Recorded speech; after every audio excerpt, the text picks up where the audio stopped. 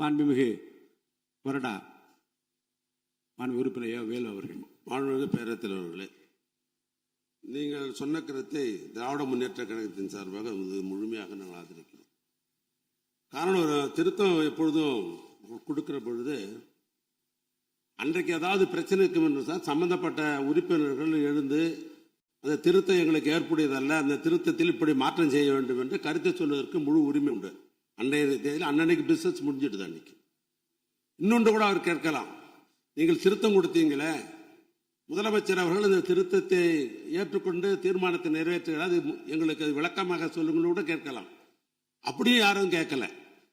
ஏன்னா இந்த திருத்தம் எங்களுடைய கழகத்தினுடைய தலைவர் அவர்கள் இன்னும் குறிப்பாக சொல்ல வேண்டும் என்று சொன்னால், வீரேந்திர பட்டேல் முதலமைச்சராக இருந்த பொழுது அன்றைய தினம் பொதுப்பணித்துறை அமைச்சராக எங்களுடைய நெஞ்சமெல்லாம் இருந்திருக்கிற அன்பு தலைவர் கலைஞர் அவர்கள் பொதுப்பணித்துறை அமைச்சராக இருந்தார். அண்ணா அப்பொழுது முதலமைச்சர். அன்றையிலிருந்து இந்த காவிரி பிரச்சனை அன்றையிலிருந்து இது தொடர்ந்து பல்வேறு வகையில் பல சட்ட போராட்டங்கள்லாம் நடைபெற்று அதற்கு பின்னால் உயர் நீதிமன்றத்திற்கு போய் உச்ச நீதிமன்றத்திற்கு போய் அப்புறம் ட்ரிபுனல் வந்து இப்போ அத்தாரிட்டி இருக்கிறது. இதற்கு பெரிய நெடும் இதற்கு பல்வேறு வகையிலே சட்ட போராட்டம் நடத்தி இருக்கிறோம். இது முழுமையாக திராவிட முன்னேற்ற கழகத்துக்கு தெரியும். ஆனால் புதிதாக பொறுப்பேற்றிருக்கிற அரசாங்கம் இதில் வெற்றி பெற வேண்டும் என்று அவர்கள் கருதுகிறார்கள். எனவே நாமும் அதற்கு உறுதுணையாக இருக்க வேண்டும் என்று சொன்னால், இது தமிழக விவசாயிகளுடைய பிரச்சனை, காவிரி டெல்டா பிரச்சனை, இதில் அரசியலே கூடாது, இதில் முழுமையாக ஒத்துழைக்க வேண்டும் என்ற உணர்வோடு தான் இந்த பிரச்சனை வருகை என்ற உடனேயே வில்சன் மூத்த வழக்கறிஞர் அழைத்து டெல்லிக்கு அங்கே இருக்கிற சம்பந்தப்பட்ட வழக்கறிஞரிடத்தெல்லாம் இரவோடு இரவாக பேசி இதற்கு இப்படி திருத்தம் கொண்டு வந்தால்தான் இது முழுமை பெறும், பிற்காலத்திலே உரிமையாக அந்த மேகதாது அணையை கட்டுவதற்கு நிறுத்த முடியும் என்ற நிலை ஏற்பட்ட பிறகுதான் எங்களுடைய எதிர்க்கட்சி தலைவர்கள் இந்த திருத்தத்தை கொண்டு வந்தார்கள். முதலமைச்சர் அவர்களும் அதை படித்து பார்த்து பெருந்தன்மையோடு இதை இணைத்து ஒன்றாக போராடுவோம் என்ற நிலையில் தான் இன்றைக்கு அந்த தீர்மானத்தை நிறைவேற்றிருக்கிறார். அதற்காக திராவிட முன்னேற்ற கழகத்தின் சார்பாக அவருக்கு எங்களுடைய பாராட்டுதலையும் நன்றி அந்த நேரத்தில் தெரிவித்துக் கொள்கிறோம். அதில் ஒன்றும் மாற்று கருத்தும் அல்ல. 110 நாங்கள் எதுவும் சொல்லலை. தமிழ்நாட்டு முதலமைச்சர் அந்த இறந்த குடும்பங்களுக்கு 10 லட்சம் ரூபாய் கொடுக்கலாம் என்று ஒரு கருத்தை சொல்லியிருக்கிறார். அதை நீங்கள் ஏற்றுக்கொள்ள வேண்டும் என்று நான் கேட்டுக்கொள்ள விரும்புகிறேன். ஏற்கனவே ஒரு மானிட்டரிங் கமிட்டி இருக்கிறது லேபர் சைடில், விழிப்புணர்வு உருவாக்க வேண்டும் என்று அவரே ஒரு புள்ளிவிவரம் படித்தார். 27,000 தொழிலாளர்கள் இதில் ஈடுபடுகிறார் என்று சொன்னார். எனவே இந்த 27,000 தொழிலாளர்களுக்கும் முதலாளிகளுக்கும் ஒரு விழிப்புணர்வு உருவாக்குவதன் மூலமாகத்தான் இது கட்டுப்படுத்த முடியும். ஏன்னா ஒரு அரசாங்கம் எல்லா இடத்துலையும் தனியார் இடத்திலாம் போய் பார்க்க முடியாது. விழிப்புணர்வு உருவாக்க வேண்டும். எங்களுடைய கழகத் தலைவர் சொன்னதை போல அந்த குடும்பங்களுக்கெல்லாம் 10 லட்சம் ரூபாய் பணமும் தர வேண்டும் என்று கேட்டுக்கொண்டு, நாங்கள் ஜீரோ அவரில் கேட்கல. நம்ம மீண்டும் பெரும் சொல்றேன், ஜீரோ இல்லை அவர் இல்லை என்று ஏற்கனவே நாம் அலுவலகத்திலே முடிவு செய்து விட்டோம். அப்படி வரல. சில நேரங்களில் தமிழ்நாட்டில் நாம் எதிர்பாராத விபத்துகள் நடந்துவிடும். நம்ம யாருமே எதிர்பார்க்க மாட்டோம், ஆனால் நடந்துடும். அது அரசாங்கத்துக்கு கவனத்துக்கு கொண்டு வரணும். அது கவன ஈர்ப்பு தீர்மானம். நான் உங்ககிட்ட கொடுத்த விட கவன ஈர்ப்பு தீர்மானம் தான்.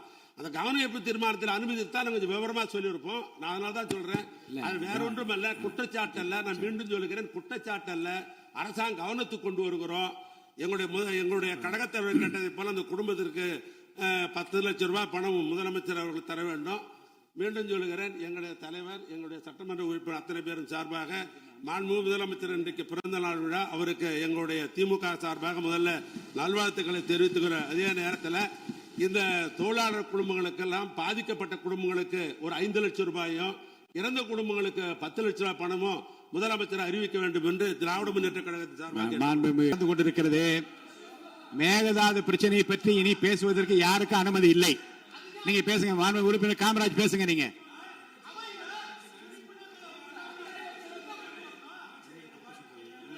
யாருக்கு?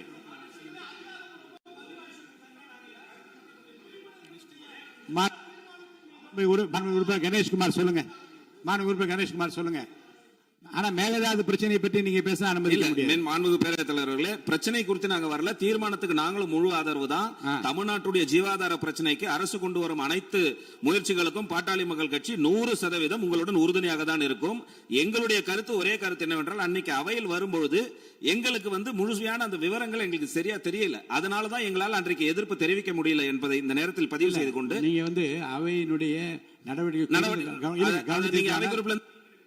இல்ல ஏன்னா எதிர்க்கட்சி கொறடா அவர் சொல்லும் போது அன்னைக்கே பிசினஸ் முடிஞ்சிருச்சு, நீங்க அன்னைக்கே சொல்லியிருக்க வேண்டியது தானே அப்படின்னு கேட்டாரு. நாங்க அது உள்ள கூட நாங்க வரவில்லை. நாங்கள் எங்களுடைய பாட்டாளி மக்கள் கட்சியுடைய கருத்து என்னவென்று சொன்னால், அன்றைக்கு அவையில் வரும்போது புதிய ஆணையம் அமைக்கலாம், காவேரி வாட்டர் மேனேஜ்மெண்ட் அத்தாரிட்டி என்று ஆல்ரெடி இருக்கிறத ஒரு அட்டானமஸ் பாடியாக மாற்றலாம் என்றுதான் நாங்கள் கருதினோம்.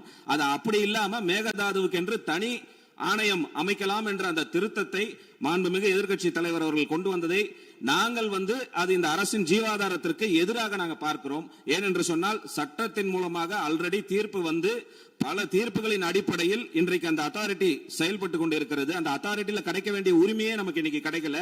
இப்பொழுது நம்ம சட்டமன்றத்தின் மூலமாக புது அத்தாரிட்டி அமைக்கலாம் என்று சொல்லிவிட்டால் இது கர்நாடகத்திற்கு சாதகமாக அமைந்து இதுவே ஒரு சட்ட ரீதியான சிக்கலை நமக்கு ஏற்படுத்தலாம். புதிய ஆணையம் அமைக்கலாம். ஏன்னா மேகதாது என்பதில் எந்தவித சமரசமும் தமிழக அரசு செய்யக்கூடாது என்பதுதான் பாட்டாளி மக்கள் கட்சியினுடைய நிலைமை. அப்படி சமரசத்திற்கான வழிவகை இந்த ஆணையத்தின் மூலமாக ஏற்பட்டு விடுமோ என்ற ஐயம் பாட்டாளி மக்கள் கட்சிக்கு இருக்கிறது. அதனால்தான் எங்கள் தலைவருடைய அறிவுறுத்தலின்படி இந்த ஆணையம் அமைவதற்கு பாட்டாளி மக்கள் கட்சி திரும்ப பெற வேண்டும். அந்த ஆணையம் என்பதெல்லாம் இல்ல, மேகதாதுவை பொறுத்தவரை எந்த சமரசமும் தமிழக அரசு செய்து கொள்ளக்கூடாது. அங்க கட்டுமானங்கள் ரோவல் ரைபீரியல் ஸ்டேட்ஸ் அனுமதி இல்லாமல் அப்பர் ரைபீரியல் ஸ்டேட்ஸ் தரக்கூடாது என்று உச்சநீதிமன்றத்தினுடைய ஆணை தெளிவாக இருக்கக்கூடிய சூழ்நிலையில் எந்த ஒரு காரணத்தினாலும் அங்க கட்டட பணி நடுவதற்கான அனுமதி இல்லை என்று அமைச்சரே இப்ப தெளிவாக சொல்லிட்டாரு. அமைச்சர் சொல்வது எந்த பாதிப்பும் வராது என்று சொல்லி இருக்கிறார். அதில் தான் எங்களுக்கு மாற்று கருத்து. நிச்சயமாக இந்த ஆணையம் அமைய பெற்றால் தமிழ்நாட்டிற்கு சட்ட ரீதியான பாதிப்புகள் ஏற்படும். மேகதாது என்ற ஒரு பிரச்சனை எழும். அந்த பிரச்சனை எழுவதற்கே தமிழக அரசு அனுமதிக்க கூடாது என்பதை இந்த அவையில் நான் பதிவு செய்துவிட்டு பாட்டாளி மக்கள் கட்சி அந்த ஆணையம் அமைப்பதற்கு 100% எதிர்ப்பை பதிவு செய்கிறது என்பதை தெரிவிக்க விரும்புகிறேன். மாண்புமிகு அமைச்சர் அவர்கள் ரொம்ப சிறப்பாக விளக்கமாக அனைவரும் ஏற்றுக்கொள்ளத்தக்கவில் விளக்கத்தை கொடுத்திருக்காரு. நான் ஏற்கனவே சொன்னேன், ஏற்கனவே ஏகமனதாக ஒருமனதாக ஏற்றுக்கொள்ளப்பட்டு அனைவரும் ஒப்புக்கொண்ட ஒரு தீர்மானத்தின் மீது விவாதம் நடைபெறுவதே மரபுப்படியும் தவறு, விதிகளின்படியும் தவறு. இப்போது சொல்கிறேன்,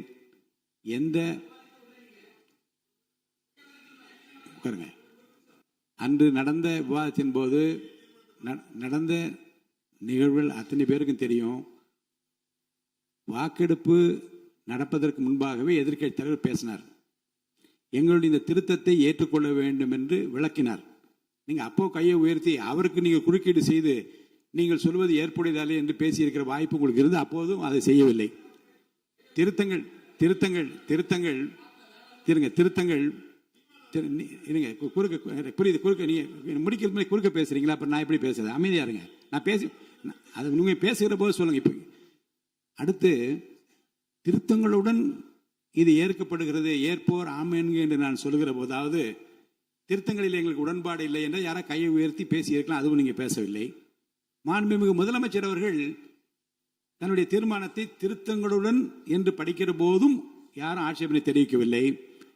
இதெல்லாம் கடந்த பிறகு ஏகமனதாக என்று இந்த செய்தி எல்லாருக்கும் தெரிந்து, மக்களுக்கும் தெரிந்து, நாட்டுக்கும் தெரிந்து, ஏட்டில எல்லாம் வெளிவந்த பிறகு இப்படி திருத்தங்களை பற்றி பேசிக் கொண்டிருப்பது சட்ட விதிகளுக்கு முரணானது, நம்முடைய உணர்வுகளுக்கு முரணானது, தமிழர் உரிமைக்கு எதிரானது என்று நான் கருதுகின்றேன்.